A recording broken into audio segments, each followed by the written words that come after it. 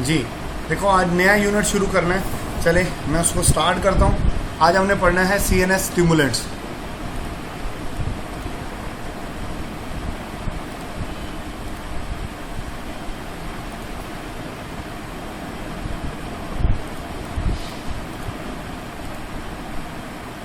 देखो बेटा, CNS stimulants क्या होते हैं। सीएनएस स्टिमुलेंट उन ड्रग्स को कहा जाता है, उन अद्वियात को कहा जाता है जो ब्रेन की जो एक्टिविटी है उसको वो इंक्रीज करती हैं। ठीक है ना, वो अद्वियात जो कि दिमाग की एक्टिविटीज को बेटे इंक्रीज करेंगी।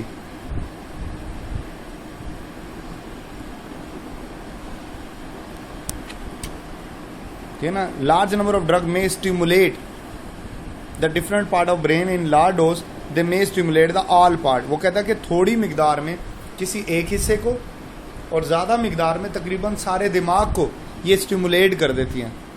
इनके बहुत सारे क्लिनिकल यूजेस भी हैं, मतलब इनका इस्तेमाल भी किया जाता है। ठीक है ना, और कुछ ड्रग्स एब्यूज भी होती हैं, नशे के तौर पर इस्तेमाल होती हैं।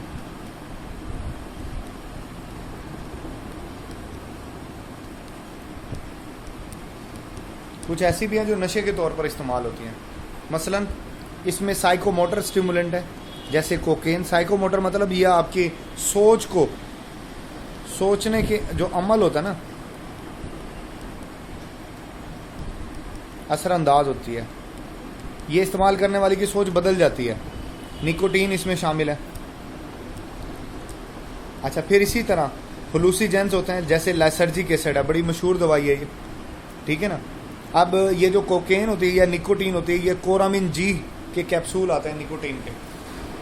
ठीक है, ये याद रखना। तो सबसे पहली दवाई आज हम पढ़ लेते हैं कोकेन।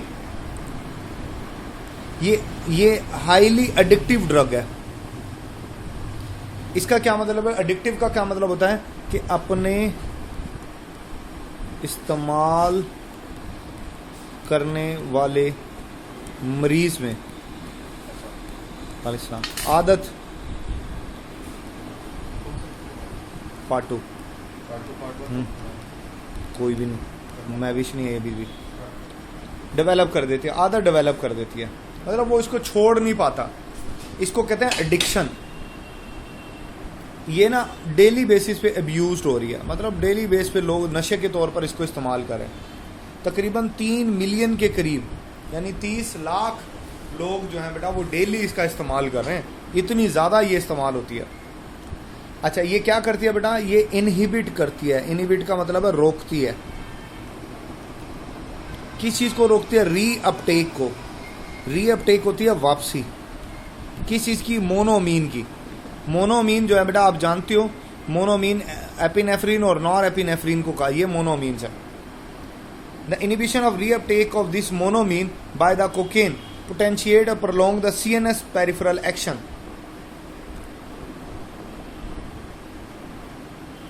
ठीक है ना, इससे पता क्या होता है? प्रोलोंग हो जाता है CNS एक्टिविटी। दिमाग ज़्यादा देर तक इनसे एक्टिव रहेगा और इनका जो पेरिफेरल एक्शन है, यानी दिमाग के अलावा बाकी बॉडी के ऊपर भी इसका असर होता है। ठीक है ना, ये इसकी वापसी जो है बेटा ये रोक देते हैं। ठीक है ना, वापस नहीं जाने देते। ठीक है ना, कोकेन इनहिबिट करती है। दिमाग के ऊपर क्या होता है? इसका बिहेवियरल इफेक्ट है, यानी उसका बिहेवियर चेंज हो जाएगा। जैसे कि ये पावरफुल स्टिमुलस है कॉर्टेक्स। कॉर्टेक्स जो है ना दिमाग का सबसे बड़ा हिस्सा होता है। बड़े हिस्से का ना बाहर वाला पार्ट होता है ये कॉर्टेक्स। ब्रेन स्टेम जो वो होता है दिमाग का,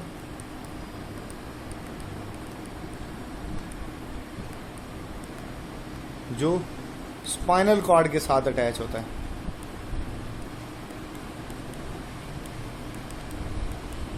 जुड़ा होता है। It cause tremor. इसे ना दौरे पड़ते हैं। ज़्यादा इस्तेमाल करो ना, कन्वल्जन्स, दौरे पड़ना, यही दौरे पड़ते हैं इससे ना। और हाइपरथर्मिया, यानी जिस्म का टेम्परेचर बढ़ जाएगा। इससे कोकेन से जिस्म गर्म हो जाता है। इसको एज अ लोकल एनेस्थेटिक, मतलब सुन करने के लिए, इस्तेमाल किया जाता है। ये टॉपिकली आप अप्लाई करते हो जिल्द के ऊपर और वो हिस्सा कुछ सुन हो जाता है, जैसे आंखें, कान, नाक, गला, उसकी सर्जरी में इसका इस्तेमाल होता है। ये लोकल एनेस्थेटिक है। ये वैजो कंस्ट्रिक्शन सबब करता है, खून की नालियों को सुकेड़ता है।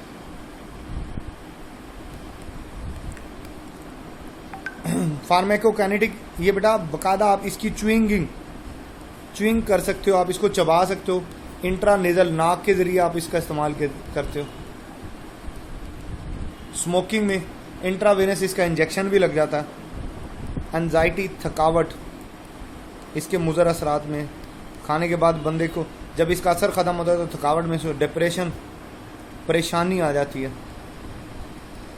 परेशान रहता है, दौरे पड़ते हैं। कार्डियक अरिथमिया, दिल सही से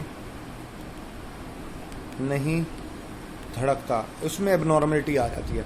this will call cardiac arrhythmia, this will call cardiac arrhythmia. चले बेटा, ये ड्रग हमारी पूरी होगी।